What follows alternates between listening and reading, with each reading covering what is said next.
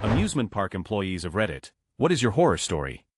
Story 1. I worked on the Dueling Dragons at Universal Orlando when in college. For those who don't know, the Dueling Dragons were two separate coasters that dueled and had several near misses with each other. They were pretty unique at the time and were super fun.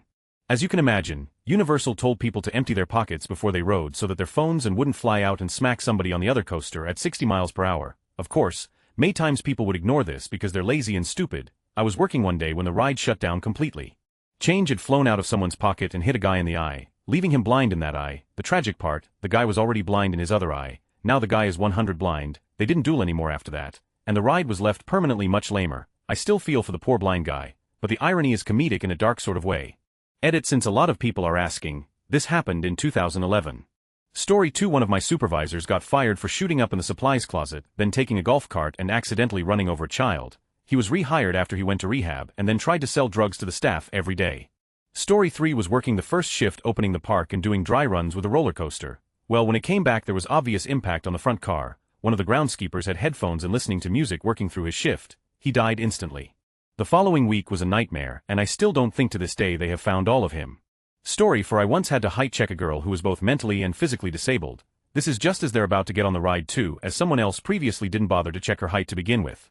So I politely asked her and her carer to come and check her height after lots of no's, and as luck would have it, she wasn't tall enough, of course. She didn't take it well and started screaming, saying she's going to ride no matter what, and after leaving to let the carer tell her to get out, she finally left her seat after about 10 minutes, which is an eternity in roller coaster time. I see her walking off. I mean, yeah, it sucks, but I'm just doing my job. I'm just relieved that she's finally going. But then as she's walking through the exit, she turns around and screams, "I hope you die." So that was nice. It was hilarious but still soul-crushing at the same time. Also, it was my birthday. I quit not long after. Story 5. I operated a few different roller coasters during my fun-filled summers at this amusement park, but most of my horror stories come from one ride in particular. The train was one of the ones that you had to step into, with a lap bar restraint. On one particular day, it was over 100 and the ride had been running as usual for most of the morning. As we were loading the train, a guest came up to me to say that there was an awful smell coming from the front car, and my stomach immediately dropped. Usually with these types of complaints, we'd find that the previous rider had one too many slushies before riding and had lost their lunch. Gross, but we were used to cleaning that kind of stuff. I started approaching the front car and immediately called for my coworker to direct everyone out of the train and back into the line, and to call our supervisor to close the ride. Instead of a normal puke situation, I found a greenish-brown liquid spread all throughout the front car, from the seat down to the floor. Whoever was the last person to ride the ride had shat all over themselves and hadn't bothered to tell anyone about it. Cleaning human feces is one thing. It's absolutely disgusting, but it can be done. But trying to clean up human diarrhea in 100-degree weather, off of the floor of a car where you had to kneel down and stick your head into the car to reach the very front, is a situation that I never would have imagined even in my worst nightmares. The ride was down for the rest of the day, and it took over an hour to clean everything out of the car before we could start really sanitizing it. Story 6. Nothing scary ever really happened at the rides I worked, but the worst thing was telling people they were too large to ride. It was always pretty awkward, and some people just didn't understand you could not ride the ride if you couldn't buckle the seatbelt. Story 7. Finally, one I can answer. I was working in an amusement park as a 19-year-old, and was on the turnstile talking with guests and checking everyone off. About 3 in the afternoon, a very young girl, about 6 or so, came up with her father, both in swimwear, not unusual, since there's a water park attached to the regular park. However, there is a rule in the park that you have to be wearing a shirt to ride the ride, and the girl was in a two-piece suit. I informed the both of them that the girl needed a shirt, and we would be happy to save their spot in line if she had a shirt she could run and grab. Her father raised his voice and loudly asked why I was looking at his little girl and shouted about me being a pedophile. I backed off and told him he misunderstood, but he kept shouting back to the line behind him about how I was a sicko, and only stopped when park security arrived a few minutes later. One of 2 times I felt like I was actually in danger. The dude was furious. Story 8. Worked for an amusement park several summers as a teenager, and a haunted house at one, off and on. Neither park I worked at was a dry park, so drunk parents ranked among the worst. The haunted house was particularly fun, as later groups tended to involve drunks. I took a bad kick to the ribs once while working under an overhang, and we had at least one violent incident a night. For further perspective, most of us were high schoolers and not all that intimidating. For the actual amusement park, the most up thing was when I got sent home early once for a bit of weather coming, which wasn't that odd. Said I should have time to get home though. I lived a half hour away. What I didn't know was I got sent home in a tornado warning. The warning was posted when they sent me home. They knew the line of storms was about to hit. I ended up pulling over after a tree branch hit my car and got stuck in a hailstorm. The roof of my car was dented. No tornado actually touched down, but we had bad straight line winds. A few other employees were also told to go home and had pretty similar stories of trying to.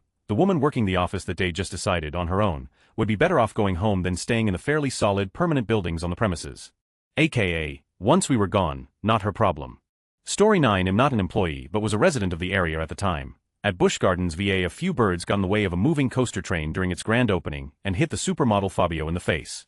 The news was there to cover the inaugural celebrity ride, but all they'd show for a while was the train returning to the station and Fabio with a face full of blood.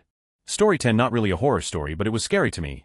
I worked at a children's amusement park and they had me operating the Ferris wheel, which is a rough ride to operate. You have to balance it and put people on of similar weights on opposite cars, so it's a lot of stopping and loading before letting it go around a few times.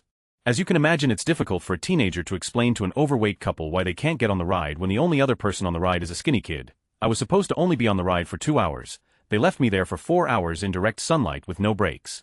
After 4 hours on a busy day with no water and no break and getting sick of having fat people yell at me for not being able to get on immediately, I lost track of whether it was balanced. I wound up making it go backwards and people freaked me out. That's happened before, but I was usually able to stop it before it went all the way around.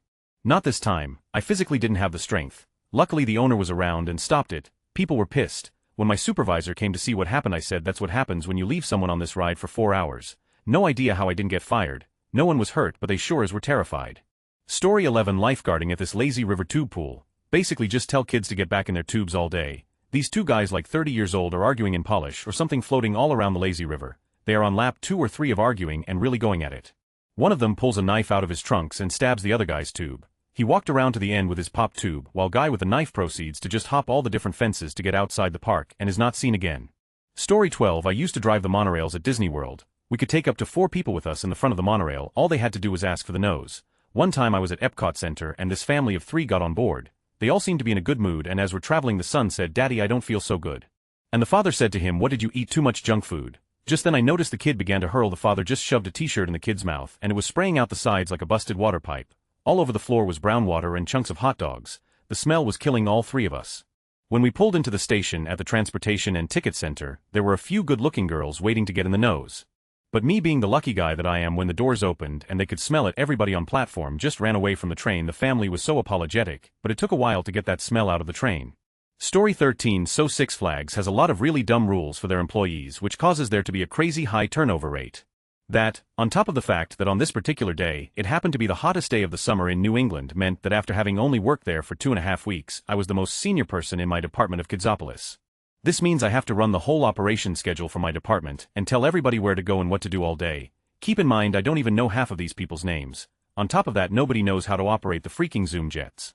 So my supervisor grabs me first thing in the morning and tells me he's going to teach me how to operate this ride. Things are going all right when about halfway through this training my supervisor passes out, because it's like 110 degrees. So now I'm supposed to be leading this department full of people I do not know, while operating a ride I do not know how to operate. And if I have any questions, then I have no one to ask because my supervisor is unconscious somewhere. Meanwhile I'm getting calls and someone's like, "Hey, so Sally passed out in the splish splash zone," and I'm just like, "Who the is Sally?" Julie is calling me and telling me she's feeling dehydrated and needs to go on break, and I'm like, "Listen, I've got Julio trying to operate the crazy cups and the wacky wagons at the same time. What makes you think we have enough staff to let you go on break?" Fast forward to the end of the day. I've had 3 people faint because of the heat. I still don't know most of my coworkers' names, but I did get yelled at in Spanish over the phone a lot. And because I felt bad that nobody got enough time on break, I told everyone they could go home and I'd sweep up the department on my own. I got pretty good at the Zoom jets though. Story 14. Used to work at an amusement park that had a section featuring actors dressed as characters from a certain family-friendly show. The actors for this area were almost exclusively teenagers and were notorious for all around the dressing room bathroom backstage areas. This all culminated in 2 of the actors being fired for getting in a fight during a show, because a certain cookie-loving monster made a tape with a certain Spanish-speaking monster who was dating a certain television-loving monster. Not really scary for me, but I think a few children were traumatized seeing a costume character's head ripped off during a show. Edit punctuation. Story 15. Many moons ago, I was assistant director of training security at a park known for its cartoon mice. While doing the walk around the park with a group of new hires, I got a call about a possible indecent exposure incident at Fantasyland. Knowing that was the most popular place for children in the park, so much more than Toontown, I rushed the new hires through the backstage area to cut travel time. While we were backstage behind the Small World ride, one of my trainees pointed out someone dropping their pants and leaning against the building. Before we had a chance to close the distance between us and the guy, a blast of brownish-yellow liquid exploded outwards in a fan pattern. I stopped the group, got on the radio and informed them of the bio incident, then slowly made my way to the guy. When I was about 10 feet from him, he looked up, smiled, then blasted the wall again. Without a word, he pulled up his pants and started to walk away. His pants were soaked with liquid, and before he was able to leave the area, Anaheim police apprehended him. After questioning him, they called for an ambulance. Upon talking with the police sergeant, found out he was a well-known homeless man in neighboring city of Orange, usually picked up for swinging his at traffic. The kicker though was, he wasn't the subject of the initial call. When we finally got to Fantasyland, we found out that someone was complaining about a woman breastfeeding. 3.5 years of working there, and that is one of the events that still feels fresh in my mind. Story 16. I was at a firm in Williamsburg and we represented the Fan family. Timothy Fan was killed in 1999 after dropping out of the Shockwave ride at King's Dominion. He was really small for a 20-year-old but hit the pavement like a 500-pound man. The photographs of his body were unbelievable. The family lost because King's Dominion, somehow, found witnesses who stated Fan was intentionally loosening his restraints to be able to raise his hands on the coaster. I don't know if anyone is familiar, but the Shockwave is a standing coaster. For someone to want to lift their hands is absurd, and that there were actually witnesses who saw him do it is preposterous. Story 17. A huge storm was coming. I was operating the railroad at the time. Unfortunately, we left the station right before they were able to call us to close the ride, so as we are on our way, suddenly there was a huge downpour. Upon arriving at the station, we were immediately directed to an employee shelter. Now this is where even more of the interesting stuff happened. People were stranded at the station away from the entrance. Wanting to ride back, I had specifically warned that the ride can close at any time before people boarded. 2. We were told that we cannot suggest any shelter because that would make the park responsible. 3. A baby in a stroller was abandoned in the storm near the kid area. Story 18. I was a caricature artist for Six Flags, and one day a dad and his son came up and wanted a drawing of the two of them. Now the way caricature pricing worked was we would charge per person in the drawing. The father and son wanted a simple black and white headshot of the two of them, and a black and white headshot was 10, so for the two of them it would be 20 before tax. I very clearly explained this to them, asking several times, are you okay with the ending price, and they excitedly accepted. Fast forward to me ringing them up at the register, and I tell them the total 24 something. The father's happy and friendly demeanor quickly dissipates, and he begins arguing with me about pricing.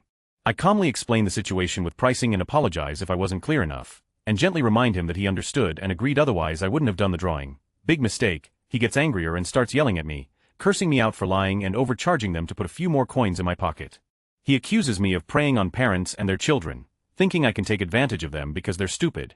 He tries to take the drawing without paying, and when I hold it back and tell him he can't, he throws a 10 bill at me and snarls that that's all he's going to pay, that I'm worthless and my drawing isn't even good and doesn't deserve any more than that. I'm really upset at this point, and hand him the drawing wishing him a good day.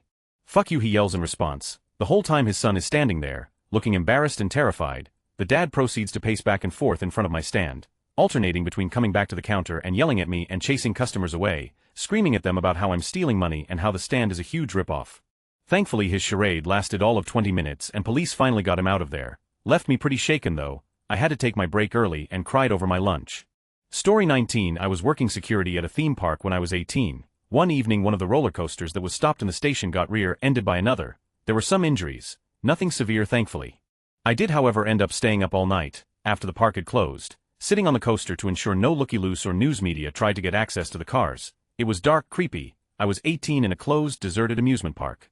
Story 20. I worked at Block Party, which was an adult amusement place created by Blockbuster and only had 2 locations, think Dave and Buster's, but with an adult-size McDonald's-style playground, motion simulator and stuff. Unlike most others ITT, this is not a story of death or dismemberment. It is the stuff nightmares are made of though. The scene is the power grid, the aforementioned playground in the dark with a techno soundtrack pumping in the background. You get to climb up inclines, explore different themed rooms like a color-changing room and a mirror room to crawl through. There are slides to take you out of the thing or into the ball pit.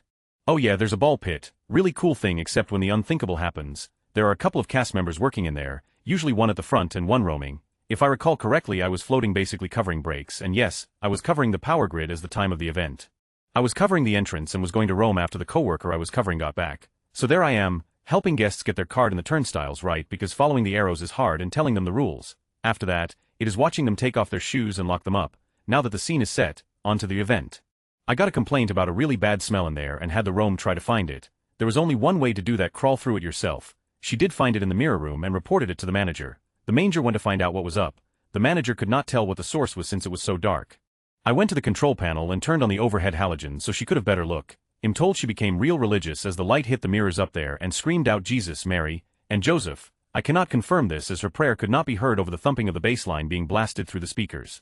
It turns out someone had smeared on the mirrors and floor of the room, literal human, and people had been crawling in it, getting it on their clothes, and spreading it throughout the apparatus. We had to close the attraction down for it to be cleaned up.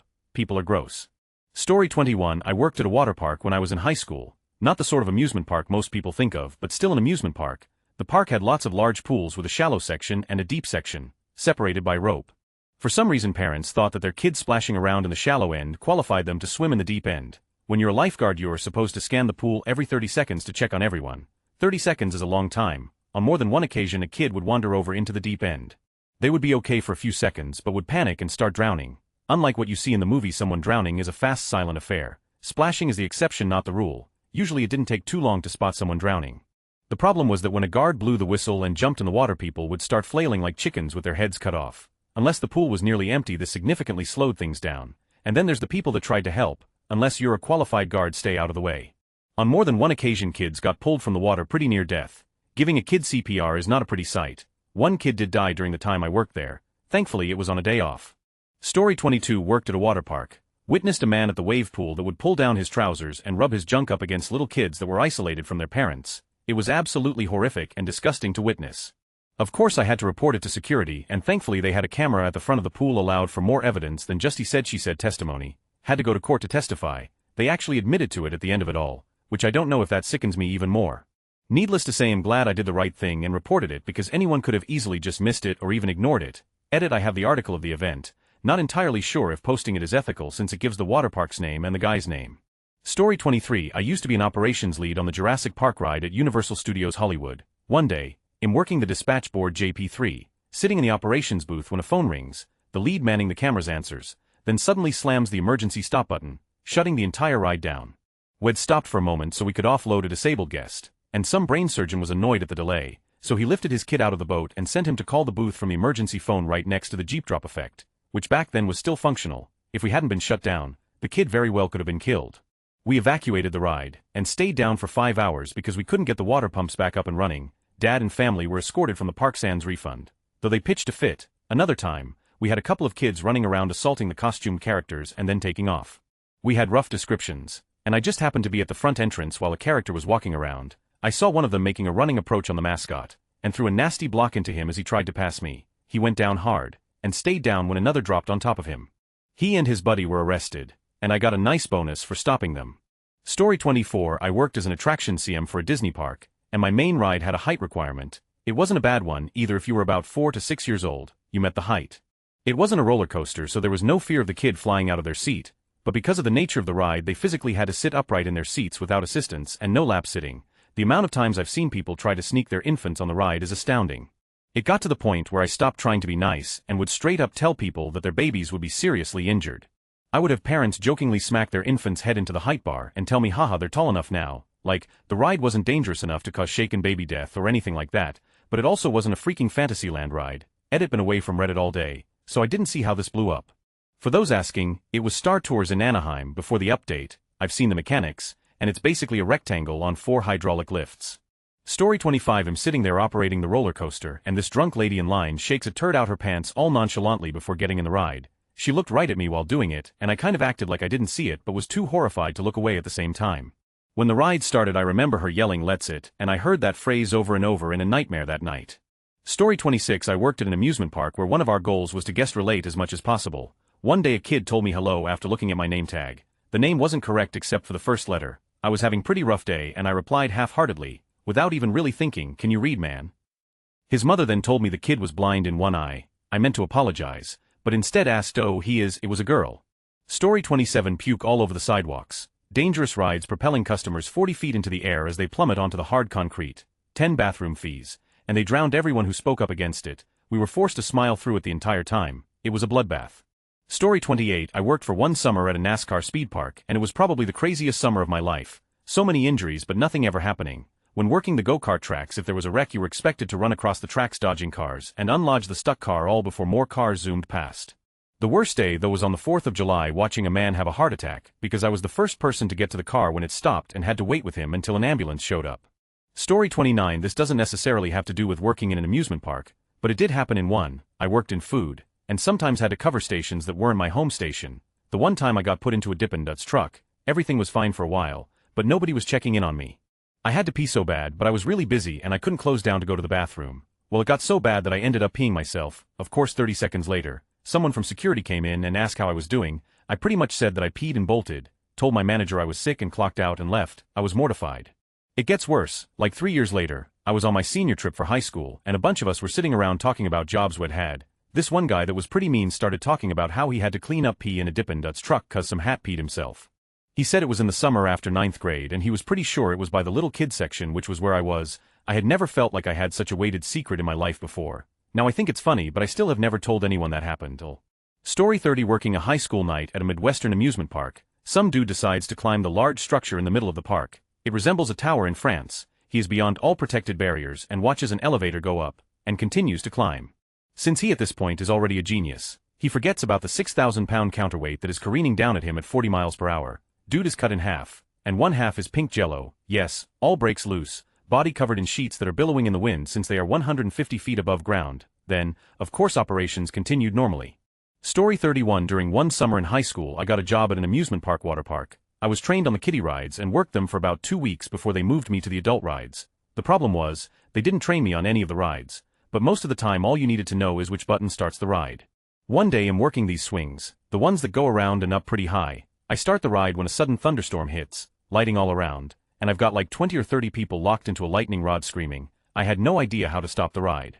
As luck would have it, my supervisor from the kiddie rides happened to be on the ride at the time. As she would come around, she'd try to yell directions to me. Mind you, the ride is only like 3 or 4 minutes, but that feels like an eternity when you're in a scary situation. So finally I figure out which button she's telling me to push. I push it and the ride stops. Yeah, but it's now stopped at its highest point, and it's not coming down. I just started pushing buttons like crazy until finally it started to move down. As people got off the ride they were crying, hugging, and giving me horrible looks. As soon as they were all off, I got down from the big metal podium I was on just as my actual supervisor arrives and tells me I'm not allowed to get down from my post until someone else comes around and tells me I can. My supervisor was pissed at me for daring to get out of the thunderstorm without permission. I don't remember what I said next. I just remember walking out through security telling them I quit. I was shaking. So upset, I was responsible for those people on the ride and they could have been seriously hurt.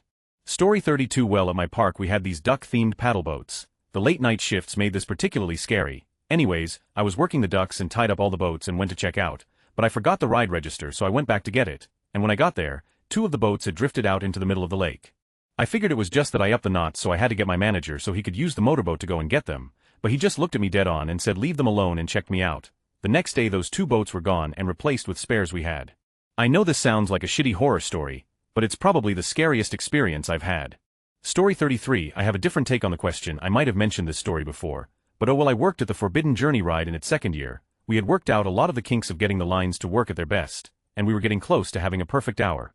This meant the ride not stopping and getting a body into every seat. The park had to be busy. The line sorters had to be on their game with single riders, height checks, and larger guests. It was a lot of parts that had to work perfectly to even be a possibility.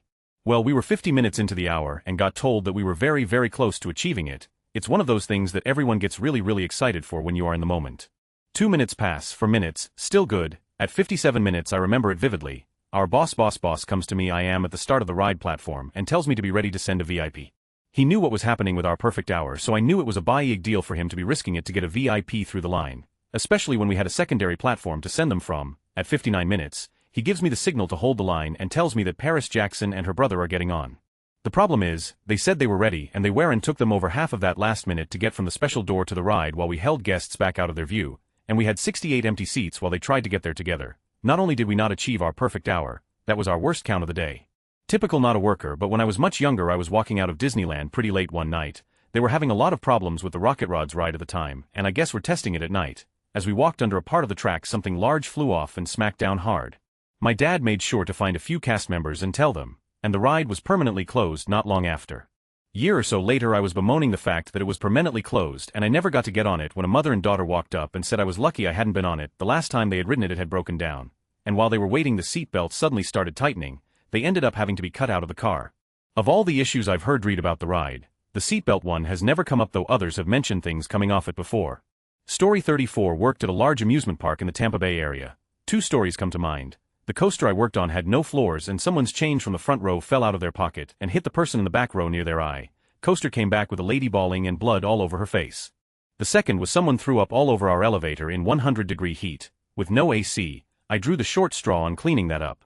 Story 35. I worked retail with a guy who'd worked summers at an amusement park in the Midwest. Had been the ride operator for a fairly small, tame roller coaster. The previous summer, A high school kid had gone on it with some friends, and been unconscious when the ride stopped.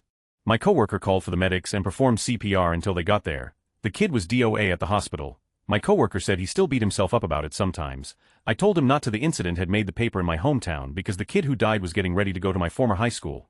And it was well known that most of his siblings had died young. He was something like the fifth of six or fourth of five to die before the age of 25 from a congenital heart defect. The last sibling didn't have it. That warning on roller coasters about don't ride if you have a heart condition. Yeah, they mean it.